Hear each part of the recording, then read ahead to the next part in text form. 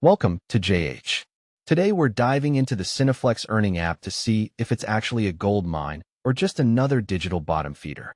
While the website itself claims a fair trust score, the watch videos and get rich model usually smells worse than a 3-day-old tuna sandwich. We're going to break down the legitimacy of this application, so stick around for the honest truth, because apparently, someone has to be the adult in the room. CineFlix pitches itself as a dream come true. Watch content, get paid. Simple, right?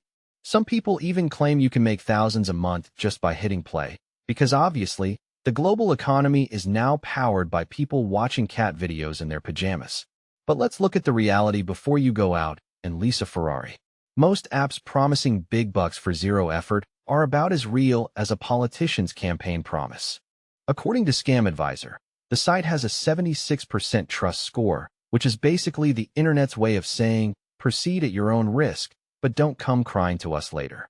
It carries a medium risk, and many similar apps are notorious for manipulating reviews and selling your personal data to the highest bidder. This get paid to watch model is a classic lure designed to waste your time, or, even better, trick you into paying processing fees for money you'll never actually see. Let's talk red flags, because CineFlix is waving enough of them to start its own Olympic ceremony. First off, we have unrealistic earning promises. Thousands of dollars for minimal effort is a fantasy usually reserved for lottery winners and trust fund babies. Then there are the suspiciously glowing reviews and the requests for upfront deposits. If an app asks you for money so it can pay you money, you're not an investor. You're just the person paying for the developer's lunch. So is CineFlix real or fake?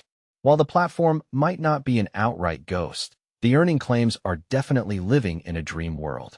At best, you're trading hours of your life for a few pennies, and at worst, you're handing over your personal data to people who probably shouldn't even be trusted with a houseplant. My advice is to avoid relying on this for income.